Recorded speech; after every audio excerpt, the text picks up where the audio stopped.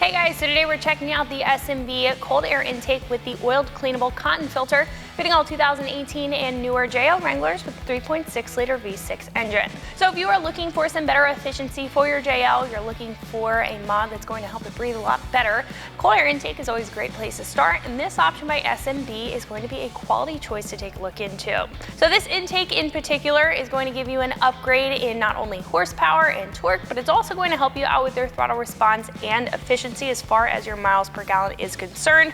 So if you felt a little lack in your throttle response and you're looking for a jump in that, this is going to be a great option, considering this SMB choice is going to increase your efficiency by about 26% over the factory intake. Now this is also going to provide a little bit more protection to the filter than some of the other choices available on the page that just come with heat shields. What I really like about this is the fact that it also has a window up top. So not only are you getting a good look for the inside of your engine bay, you're also getting to watch your filter and make sure that you can keep an eye on it. If you have to take it out and maintenance it, you can totally do so. But again, it's going to give you a good look while also giving you that protection that you need for that filter inside. Now this is going to be a great option. The enclosed box choice is going to be a great option for anybody who lives in a wetter climate or is just looking for a little bit of extra protection in comparison to those heat shield or open box choices.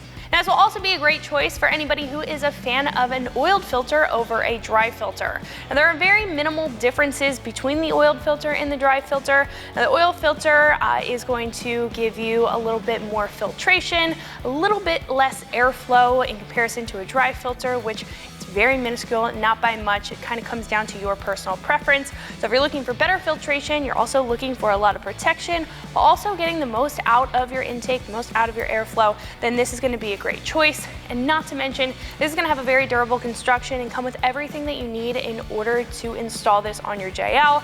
I personally think that this not only fits very well, but you can see the quality when it comes down to even the hardware included in this kit, which I personally do appreciate out of this SMB intake.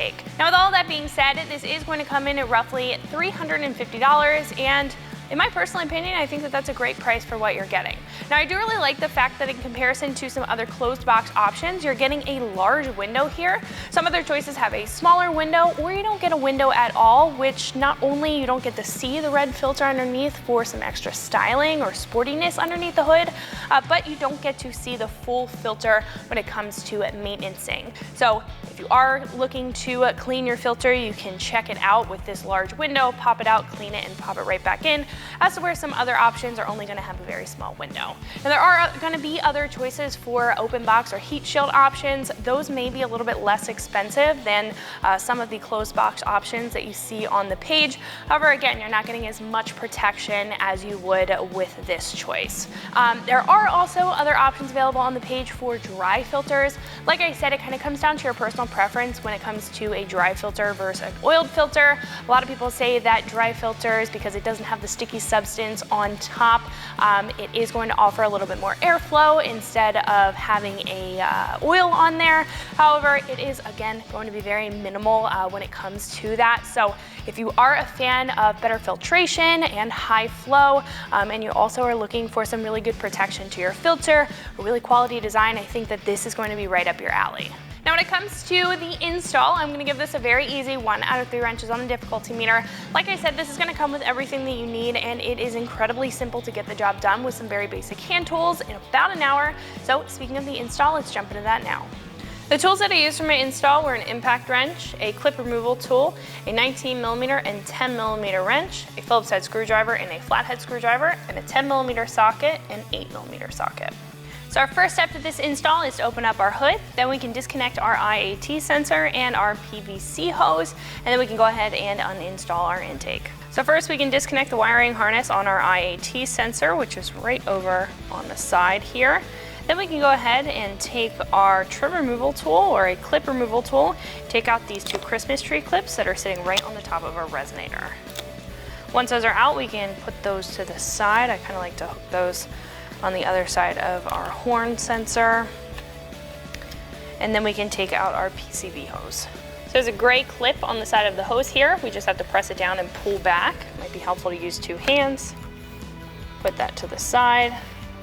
And then we can disconnect a couple bolts that are holding in the intake tube and the airbox. Right at the front, we're gonna have two 10mm bolts that are holding on the intake tube. I'm gonna take a 10mm socket and remove them.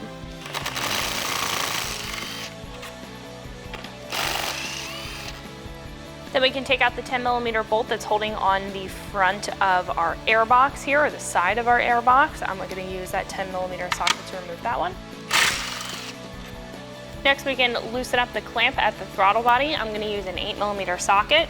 There is also a cutout on here, so if you don't have an 8mm socket, you can also use a flathead screwdriver. Our next step is to pop our intake out of place. So first, we're just gonna pull back on this coupler from the throttle body, make sure that that's disconnected. Then our airbox is held in by a couple of different grommets and posts down at the bottom, so all we have to do is give a firm pull up. I usually like to grab it from the back of the intake tube. You'll feel it disconnect, and then we can just lift up and out. So now that we have our factory intake out and on the table, I wanted to sit our new one next to it, give you kind of a side-by-side comparison, show you why this is going to be a big upgrade for your JL. Now, speaking of upgrade, this is going to be a 26% upgrade in airflow and efficiency in comparison to the factory construction and the overall factory intake, and that's for a number of different reasons. Now, starting off with the airbox, as you can see on our factory airbox, this is going to be an enclosed setup, and that's very similar to what we have here on the S&B intake. Now, this is going to provide a little bit more protection to the filter than some other heat shield or open box designs. So this is going to be very similar to the factory design when it comes to our new airbox here. However, the big difference that I do really like is the fact that this is going to have a clear top, so you can keep an eye on your filter. Now, speaking of that filter, that is going to be one of the biggest upgrades out of this S&B kit in comparison to our factory one. Now, as you can see, our factory one on the table, this is going to be a factory paper element, and as you can also see it, this is quite dirty. Now, this will have to be replaced over time in comparison to our new one, which is fully reusable. So the one here is going to be an 8-layer cotton gauze filter. Now, that is also going to be oiled, so it'll create a sticky surface, making sure that the filtration is a lot better than a paper filter. It's going to increase that airflow and increase that efficiency as well by also helping out with that filtration and also being reusable at the same time. So when this is dirty, unlike the paper filter where you would have to throw out and buy a new one, all you have to do is clean it, re-oil it, and you can pop it right back in. And of course, it's going to look really nice underneath the clear window here with the red filter. Now, moving over to the intake tube, this is also going to be a big upgrade. As you can see on our factory one, we're gonna have multiple different resonators on the intake tube, which is going to kind of restrict some airflow and not really give you the streamlined airflow that you're looking for out of a cold air intake. So that's gonna kind of dull down the performance when it comes to the stock airbox setup. Now, moving over to the S&B option, as you can see, the intake tube is a little bit larger, and it's also going to have one resonator. So instead of multiple resonators that are going to cause that restriction, this is going to be a more straight through style flow. Now, this is also going to come with everything that you need. There are going to be an upgrade in the couplers and all of the seals. They are going to be made of silicone, so you don't have to worry about any cracking over time, and they are going to be heat resistant, making sure that the hot engine bay air is not going to damage them or wear them out like they would on the factory one. Sometimes these can crack, which can cause some problems when it comes to your intake and your efficiency. Again, overall, this is going to be a big upgrade, so what do you say we go ahead and put it together and get it in our JL? So before we put together our new intake, we do have to swap over our IAT sensor. So I'm going to use a small flathead screwdriver. I just like to lift this little arm here so we can just press it over this little ledge. Once that's twisted back, we can just give it a firm pull back.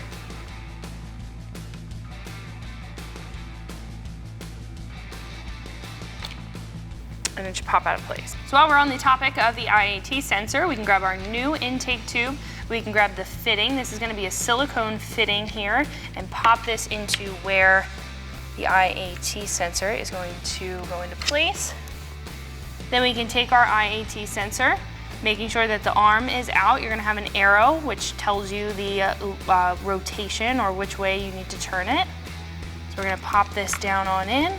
We can twist and make sure that arm is right on the edge of this little ledge here. Next, we can take our hose fitting and screw this into place. So once this stops threading by hand, what we want to do is take a 19mm wrench, and we are just going to tighten that up and make sure that it is roughly hand tight. We don't want to over tighten this.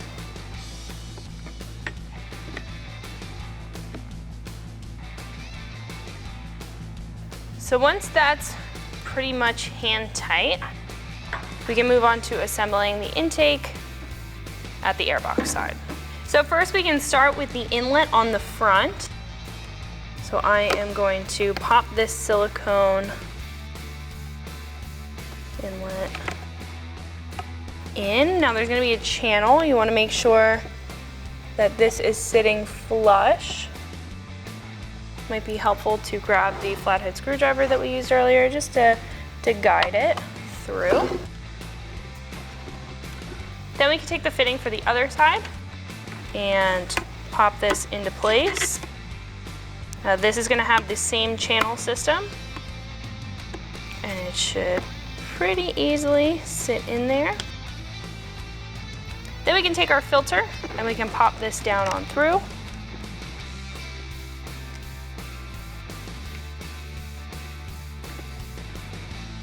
So with our filter in the housing here, we're going to take our large clamp and put that around. Then we can take our intake tube, and the larger part is what's going to go through into the airbox.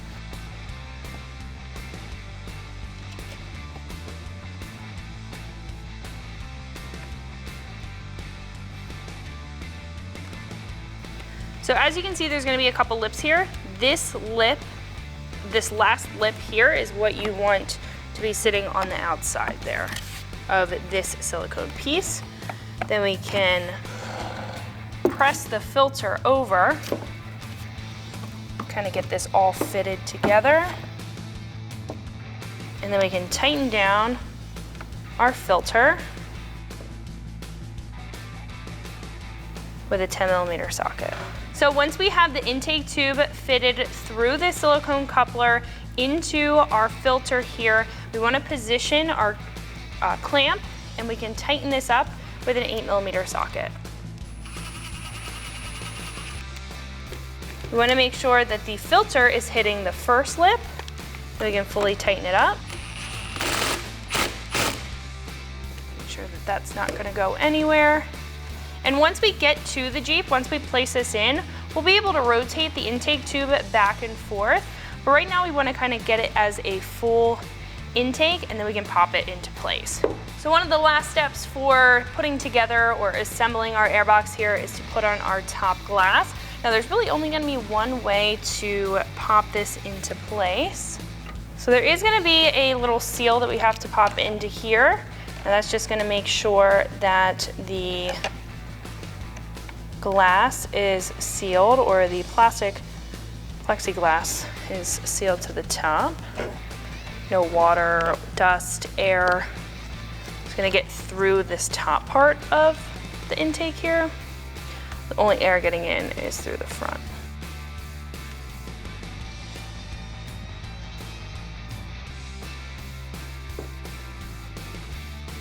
So once that seal is in there, we can line everything up. Then we can take our provided hardware, which is going to be our plastic washers and our Phillips head bolts, and we'll be able to secure those down.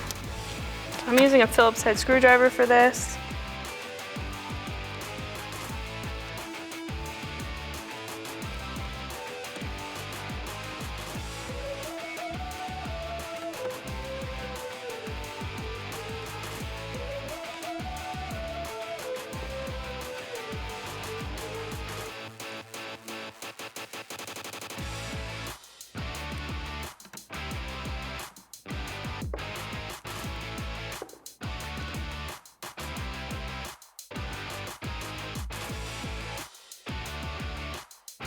Right, so once the top piece is secure, we can head over to the Jeep. So now we can pop our new intake into place. As you can see, there's going to be two posts on the bottom. On either side of this ram air vent here, we're going to have two grommets, and we're going to line those up. And we should be able to give it a good push down into place.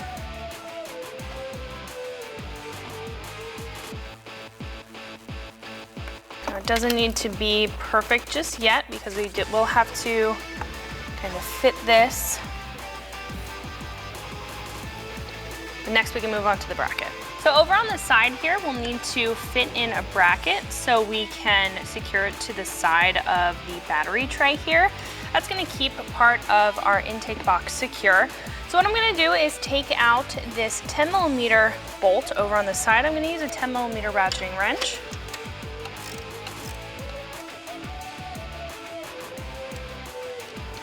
So once that's disconnected, we can take our bracket with our provided hardware and we can thread this over on the side of our intake.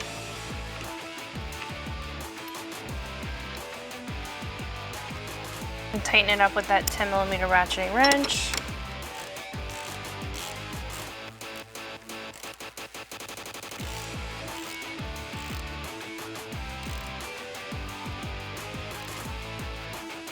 Once that's tightened up, we can pop this back down into place. And we can secure, you can either take the factory bolt or you can take the provided bolt and we can thread this into the side here and tighten it up. So once you get that threaded in, we can tighten that up with that 10mm ratcheting wrench.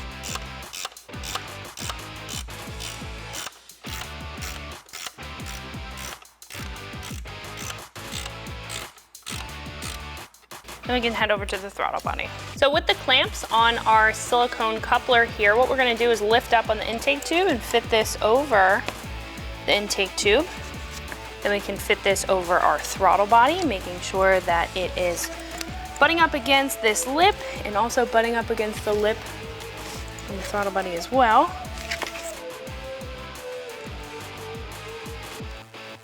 Now positioning them correctly, we can take an 8mm socket and tighten up both clamps.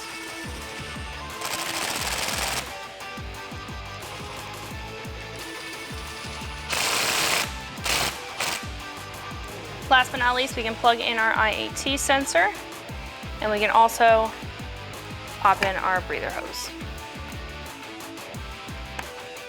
After you hear a click, you can close up your hood and you'll be all set to go. So that is going to wrap it up for my review and install. Make sure you like and subscribe for more videos and products just like this, and always keep it right here at ExtremeTerrain.com.